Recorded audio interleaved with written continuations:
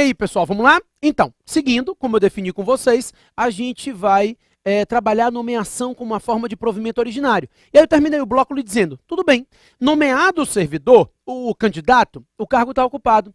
E esse candidato, com a portaria de nomeação, ele se torna servidor? Claro que não. Porque o provimento no cargo se dá com a nomeação, mas a investidura no cargo se dá com a posse. Então, o sujeito se investe na qualidade de servidor no momento que ele toma posse. Quando ele toma posse, ele se torna servidor. Antes disso, ele não é servidor público. Então, cuidado com esse detalhe. O provimento do cargo se dá com a nomeação, a investidura no cargo se dá com a posse. A lei diz, na 8.112, que depois de nomeado, ele deve tomar posse em, no máximo, 30 dias. Senão, o ato de nomeação dele fica sem efeito. Então, depois de nomeado, em no máximo 30 dias ele deve tomar posse, senão o ato de nomeação desse sujeito fica sem efeito. Se ele não tomar posse em 30 dias, o ato de nomeação vai ficar sem efeito. Esse é o raciocínio. Então ele tem 30 dias para tomar posse depois de nomeado, caso contrário, o ato de nomeação desse servidor vai ficar sem efeito. O cargo volta a ficar vago. A posse, ela pode ser feita até mesmo por procuração específica. Problema nenhum. Então é possível que a posse se dê mediante procuração específica. Não há nenhum problema em relação a isso. Depois que ele tomar posse, em no máximo 15 dias, esse sujeito tem que entrar em exercício nas funções do cargo. Eu estou falando no máximo 15 dias porque normalmente as pessoas tomam posse e entram em exercício automaticamente. Então, como regra, as pessoas já tomam posse e entram em exercício automaticamente. É normal, mas ele pode entrar em exercício em até 15 dias. Então, depois da posse, ele terá até 15 dias para entrar em exercício nas funções do cargo. Então, ele pode exercer as funções do cargo em até 15 dias. Claro, a posse pode se dar por procuração. O exercício não, né? O exercício é personalíssimo do cargo. Não pode se dar mediante procuração. Inclusive, se ele tomar posse e não entrar em exercício nos 15 dias, ele vai ser exonerado.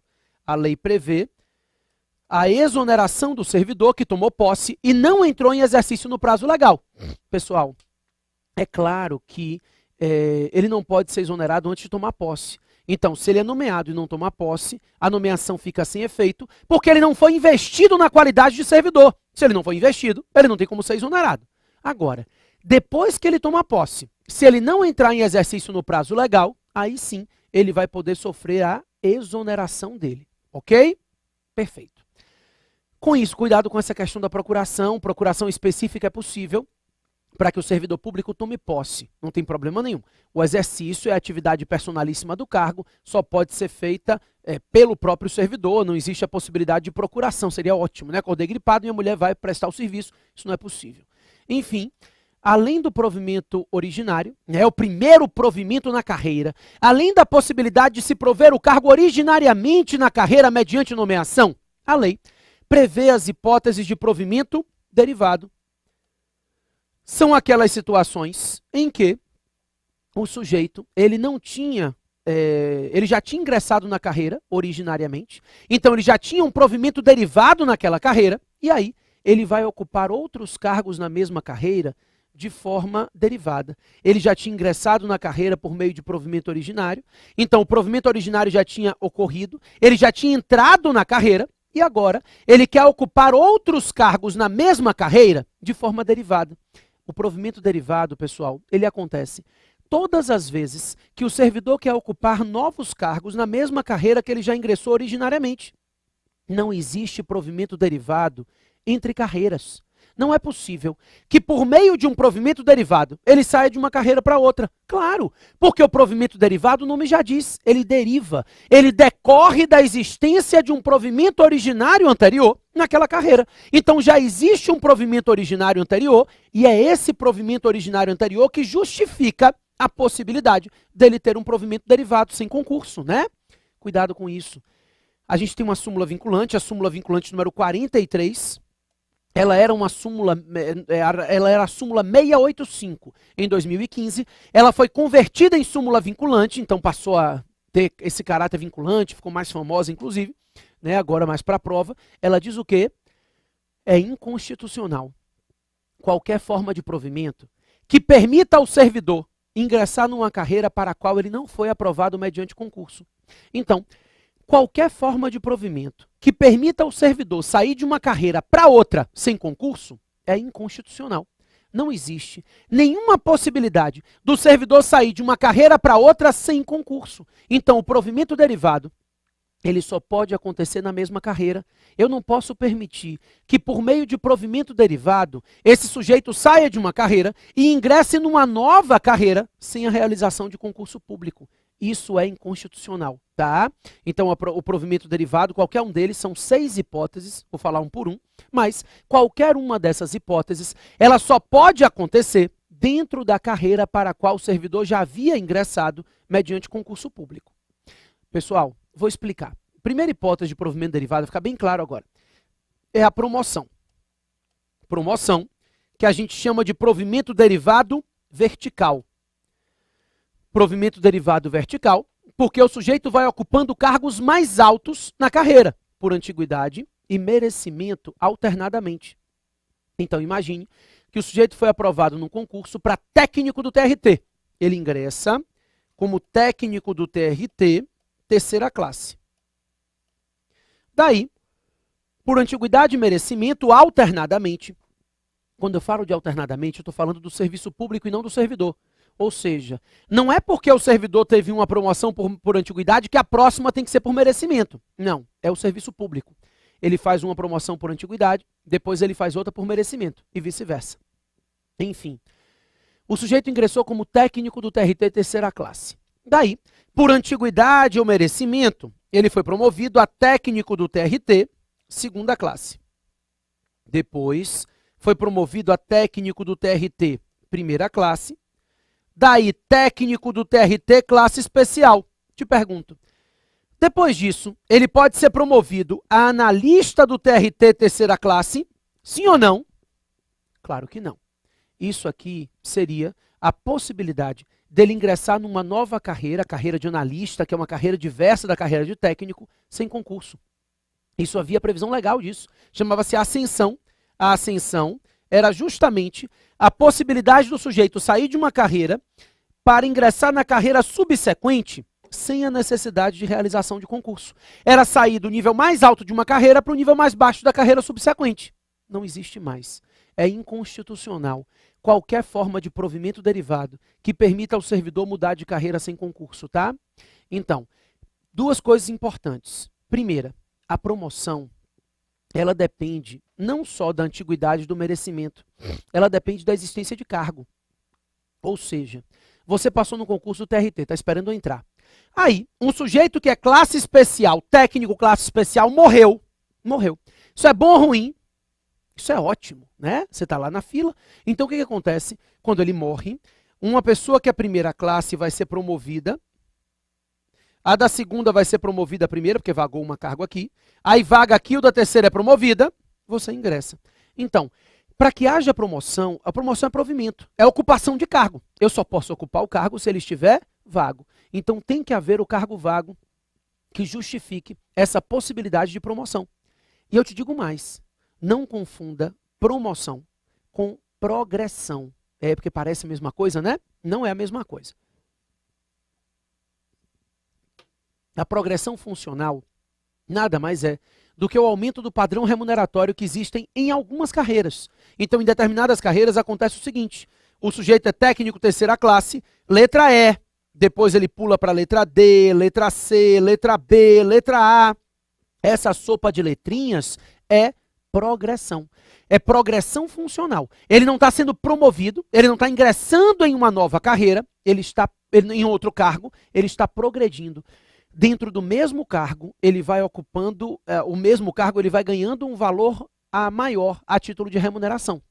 Então, a progressão é somente uma alteração do padrão remuneratório. Ela não tem nada a ver com criação ou extinção de cargos, certo?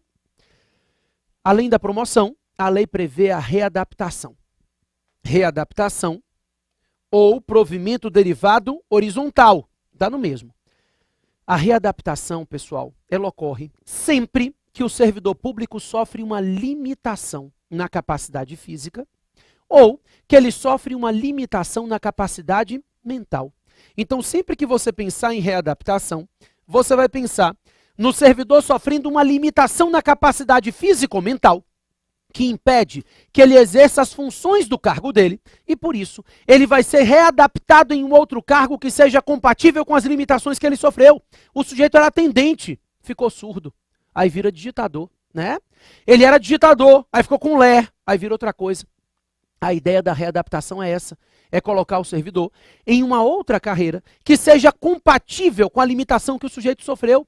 Ele sofre uma limitação na capacidade físico-mental e, em virtude dessa limitação, ele vai ser readaptado em um outro cargo que tenha funções compatíveis com essa limitação sofrida por ele. Isso é readaptação, é receber a possibilidade de ingressar em um novo cargo com limitações, com funções compatíveis com a limitação. Isso é importante. Ele não precisa ter sofrido a limitação no exercício da função. Basta que ele seja servidor e, em virtude dessa limitação, ele não possa exercer as funções do cargo. Então, ele vai ser readaptado em um outro cargo que tenha funções compatíveis com a limitação que ele sofreu. Seguinte, quando eu falo de readaptação, eu quero que você tome cuidado com dois detalhes. O primeiro detalhe é a regra de equivalência de vencimentos. Equivalência remuneratória. O servidor readaptado, ele tem uma garantia de que vão ser mantidos os vencimentos desse sujeito. Não pode haver alteração remuneratória em virtude da readaptação. Então, o servidor readaptado vai ter uma garantia de manutenção, de não alteração dos vencimentos. Essa é a ideia. Então, a equivalência remuneratória é o primeiro ponto. O segundo é que a lei diz que ele tem direito a ser readaptado, mesmo que não tenha cargo vago. O raciocínio é simples. Ele vai ser readaptado. Se não houver cargo vago na carreira compatível com o dele, ele vai ser readaptado e vai ficar exercendo as funções como excedente, até que surja um cargo vago. Então, só tem 2 digitadores na carreira, os cargos estão ocupados, ele vai ser readaptado, vai ser um terceiro digitador e vai ficar lá até que surja um cargo vago compatível com ele. Tá? Então, ele tem direito a ser readaptado e exercer as funções como excedente, ainda que não haja um cargo compatível com o dele, vago naquela carreira. Claro que tem que haver um cargo na carreira compatível com a limitação dele. Se ele passou a ficar cego, surdo, mudo, paralítico e sofrendo dos nervos, não é possível que ele seja readaptado em cargo nenhum. Aí, nesse caso, se não existe cargo compatível, ele vai ser aposentado por invalidez. O que eu estou lhe dizendo é que existe um cargo compatível com a limitação dele, mas esse cargo está ocupado, não está vago.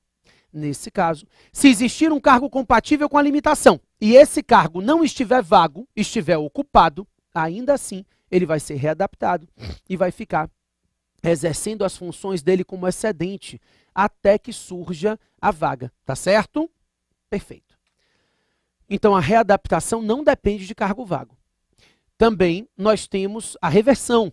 A reversão é a volta ao cargo público do servidor aposentado. Bem simples. Sempre que você pensar em reversão, você pensa no retorno ao cargo público do servidor que estava aposentado. Então, ele estava aposentado, depois cessaram os motivos da aposentadoria, ele reverte ao cargo. O exemplo clássico de reversão se dá na aposentadoria por invalidez. Esse é o exemplo clássico. A lei estabelece que o servidor estava inválido, e aí, por meio de um laudo médico oficial, verificada a invalidez, o servidor é aposentado por invalidez. Depois, cessados os motivos da aposentadoria, porque a invalidez deixou de existir, ele reverte ao cargo. E cessados os motivos da aposentadoria, pessoal, sabe por quê? Porque quando eu falo de aposentadoria por invalidez, o servidor aposentado por invalidez, a qualquer tempo, vai ficar sujeito à análise pela junta médica. Não tem mais prazo. Antigamente a lei falava em 5 anos, né? Já tem um tempo que a lei foi alterada. Hoje ela não fala mais em 5 anos. Depois de aposentado por invalidez, esse servidor a qualquer tempo vai ficar sujeito à análise pela junta médica para verificação de condições de retorno. E aí, verificada a condição de retorno, ele volta ao cargo. Tem um limite. O limite é 75 anos de idade. Porque 75 anos de idade é a idade da aposentadoria compulsória, de acordo com a Lei Complementar 152. você vai dizer assim, mas era 75 desde quando? Desde a lei complementar, não desde a emenda. Né? No meados do ano passado teve a emenda constitucional que aumentou a aposentadoria compulsória para 75 anos, mas essa emenda não era auto-aplicável, a não ser para os ministros de tribunais superiores. Então, com a lei complementar 152, essa idade de 75 anos para compulsória se estendeu a todo mundo. Então, a ideia é que 75 anos é a idade da aposentadoria compulsória, não tem como reverter ao cargo. Após os 75 anos, não tem como ter reversão, tá certo? Agora, a Lei 8.112 também prevê a possibilidade de reversão na aposentadoria voluntária. Essa é bem discutível, de qualquer forma. Para provas de decoreba da lei, vale a pena você anotar. A lei diz que é possível a reversão na aposentadoria voluntária. Ela chama de reversão no interesse da administração. Nesse caso, tem que haver interesse da administração e interesse do servidor. Então, para começar, para que seja possível o retorno ao cargo público, a reversão do servidor, no caso de aposentadoria voluntária, tem que haver interesse da administração e do servidor. Ele tem que ter se aposentado há, no máximo, 5 anos. Não pode ter mais de 5 anos de aposentadoria. Quando ele se aposentou, ele já devia ser estável. E, nesse caso, é obrigatória a existência de cargo vago. Então, no caso da reversão da aposentadoria voluntária, a lei estabelece uma série de restrições que não estão presentes na aposentadoria por invalidez. Na aposentadoria por invalidez é bem simples. Com cargo vago ou sem cargo vago, estável ou não, ele estava inválido, aposentou, deixou de estar inválido, volta. Na aposentadoria voluntária, não. Na aposentadoria voluntária, tem que haver interesse da administração e do servidor. Ele tem que estar aposentado há, no máximo, 5 anos. Ele deve ser estável. E, necessariamente, já tem que ter um cargo vago para que ele possa retornar e reverter a esse cargo, certo? Pessoal, essa reversão na aposentadoria voluntária é muito discutível. Existem aqueles que defendem que a aposentadoria voluntária quebra o vínculo e, por isso, o retorno só poderia se dar mediante concurso. A matéria não é pacífica, mas se vier o texto da lei, eu quero que você marque. Além disso, nós temos reintegração, recondução e aproveitamento. Eu vou explicar um por um, mas eu botei os 3 para que você saiba que são hipóteses de provimento derivado exclusivas de servidores estáveis. Então, só se admite reintegração, recondução e aproveitamento de servidores públicos que já adquiriram estabilidade. Um por um. A reintegração é a mais fácil, ocorre quando há a anulação do ato de demissão. Então, demitiu o servidor, rua. Anulou-se a demissão, reintegra no cargo. Então, a reintegração ocorre sempre que houver a anulação do ato de demissão. O servidor foi demitido, rua. Depois que ele foi demitido, anulou-se a demissão do servidor, ele vai ser reintegrado, ele retorna ao cargo. Anulada a demissão, esse servidor público é reintegrado ao cargo público. Então, ele volta ao cargo em caso de anulado o ato de demissão. Perfeito, tá? Só quero que você preste atenção no seguinte esquema. Tem 2 coisas importantes. Primeiro, você sabe que a anulação opera efeitos ex tunc, efeitos retroativos. Por isso, além de ser reintegrado ao cargo, ele tem direito de ser indenizado por tudo aquilo que ele deixou de ganhar. Então, no caso de reintegração, anulada a demissão, o servidor é reintegrado ao cargo dele e ele é indenizado por tudo aquilo que ele deixou de ganhar em virtude da demissão nula. Se a demissão é nula, ele não só é reintegrado, como ele tem que ser indenizado pelo que ele deixou de ganhar. Mas, além disso, é importante que você saiba que a anulação da demissão pode se dar por decisão administrativa ou judicial. Então, ele foi demitido, ele pode ir ao judiciário, impetrar o mandado de segurança, ou ele pode interpor um recurso administrativo. Decisão administrativa ou judicial pode determinar a anulação da demissão e, consequentemente, a reintegração do servidor. Só quero que você imagine a seguinte situação. O sujeito ocupa o cargo A. Tiago, que está me gravando, ocupa o cargo A. Foi demitido. Rua. Tá? Demitiram o Tiago, servidor público federal efetivo. Impetrou mandado de segurança ou interpôs recurso, não importa. O fato é que ele conseguiu uma decisão anulando o ato de demissão dele. Anulou a demissão, esse servidor vai ser reintegrado no cargo. Então, anula, ele é reintegrado, e ele é reintegrado, podendo ser indenizado por tudo aquilo que ele deixou de ganhar. A demissão é nula, ele é reintegrado e indenizado por tudo que deixou de ganhar. A questão é, o cargo A está ocupado. Porque se ele é reintegrado, ele volta para o cargo dele, o cargo A. Só que nesse meio tempo, o cargo dele está ocupado. Está ocupado pelo Greg, que fica na edição. E aí, se o cargo A está ocupado pelo Greg, o Thiago pode voltar para o cargo A? Sim ou não? Claro. E o Greg sai. Nesse caso, o Greg vai ser reconduzido ao cargo de origem. Eu não quero que você se preocupe agora com recondução, aproveitamento, eu vou explicar tudo depois. Agora, só o esquema, só presta atenção no esquema. Então, o sujeito que tinha sido demitido é reintegrado no cargo. A pessoa que estiver lá volta para o cargo anterior, para o cargo de origem, sem direito à indenização. Na recondução, ele não tem direito a ser indenizado.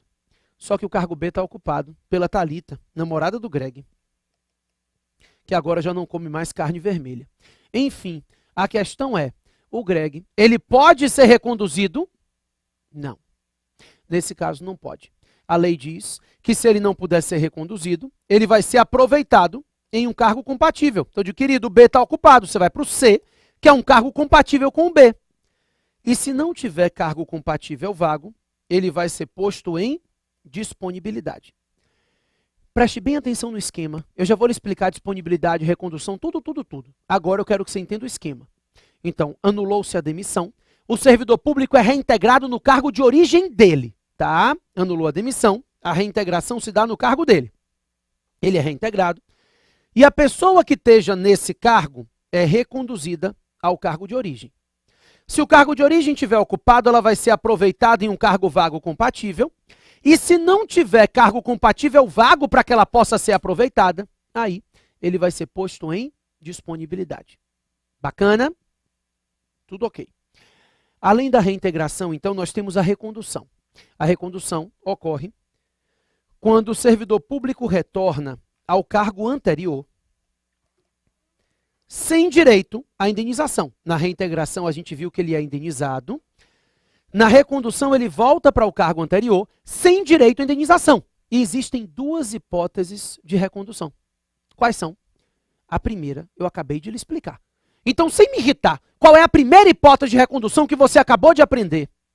A primeira hipótese de recondução ocorre se houver a reintegração do anterior ocupante do cargo. Essa é a primeira hipótese, né?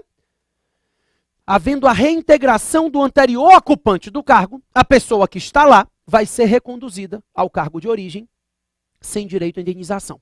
Então, na primeira hipótese de recondução, as duas hipóteses ele não é indenizado. Na primeira hipótese, ele retorna ao cargo de origem porque alguém foi reconduzido ao cargo. Reintegrado no cargo. Segunda hipótese é a seguinte. Se o sujeito for técnico do TRT, estável, que a gente já viu, que reintegração, recondução, aproveitamento, tudo depende de estabilidade. Então, o sujeito é técnico do TRT estável. Ele pode virar analista do TRT, sim ou não? Claro, só passar no concurso, né? Se ele tem que passar no concurso, o provimento dele vai ser originário, nomeação. Se ele vai prover o cargo originariamente por meio de nomeação, ele vai ter que tomar posse e ele vai cumprir um novo período de estágio probatório na carreira de analista. A questão é simples. Se ele não for apto no estágio probatório de analista, ao invés de ser exonerado, ele vai ser reconduzido ao cargo de técnico, porque ele já é estável no serviço público.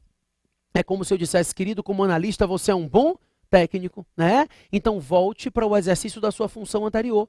Como ele já era estável, ele tem a garantia de que, não sendo apto no estágio probatório, nessa nova carreira, ele vai ser reconduzido ao cargo de origem.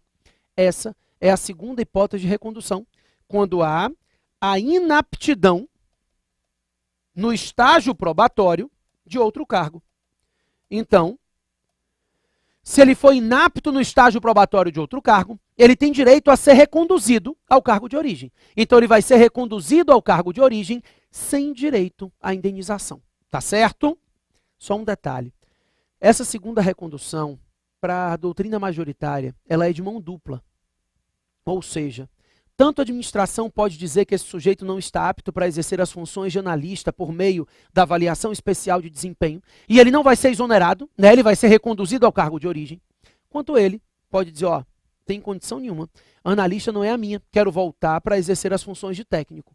Enfim, o que eu estou lhe dizendo é que dentro da 8.112, claro, estou falando de servidores federais, cada estatuto vai ter sua regra, mas dentro do âmbito federal, não precisa ser só dentro do TRT, no âmbito federal, ele pode requerer a recondução dele dentro do período de estágio probatório, desde que ele seja estável no cargo de origem. Então, sendo estável no cargo anterior, ele pode, dentro do período de estágio probatório, ele também requerer, provocar e requerer a recondução dele a esse cargo na carreira anterior em que ele se sentia mais apto. Tá bom? Por fim, o aproveitamento. O aproveitamento é o retorno ao cargo público do servidor que estava em disponibilidade. Eu já vou lhe explicar o que é disponibilidade. Antes eu quero que você escreva isso. Aproveitamento nada mais é do que uma forma de provimento derivado que permite ao servidor retornar ao cargo público após ter sido posto em disponibilidade. Então, é a volta ao exercício das funções, é a volta à atividade do servidor que estava inativo, em disponibilidade. Moleza? O que é a disponibilidade? O artigo 41, parágrafo 3º da Constituição Federal, ele estabelece que se o cargo for extinto ou declarado desnecessário, o servidor estável não pode perder o vínculo.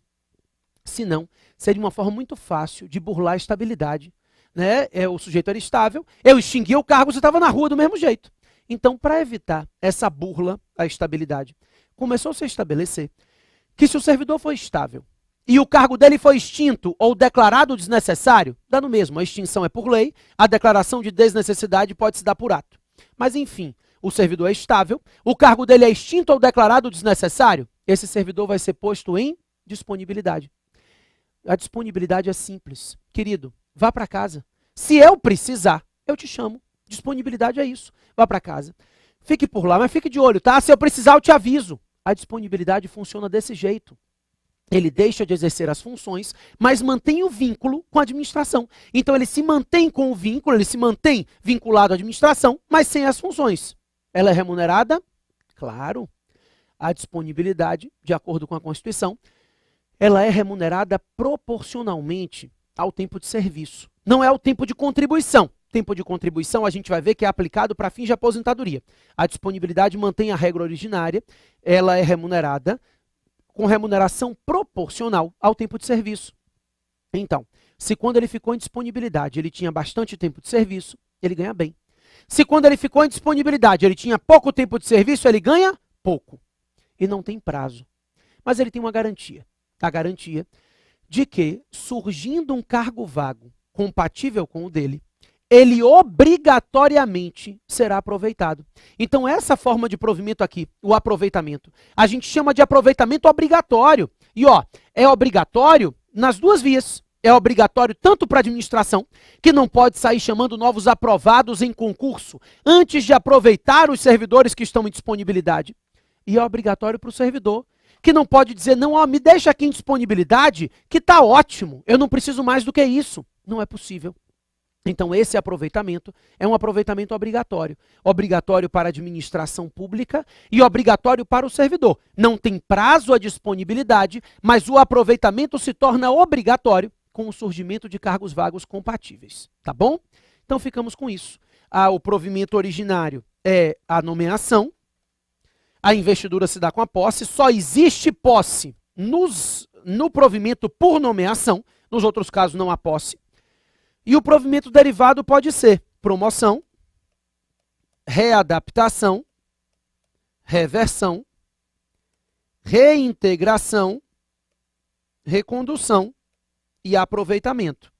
Como eu disse, nas outras hipóteses de provimento não há posse. Só existe posse no provimento por nomeação, no provimento originário. Bacana? Maravilha. Pessoal, fechamos aqui. Na próxima aula eu volto para a gente ir seguindo na matéria de servidores. Como eu lhe falei, é uma matéria grande, a gente deve gastar aqui, em média, umas 5 aulas para conseguir finalizar tudo o que a gente precisa. Até a próxima.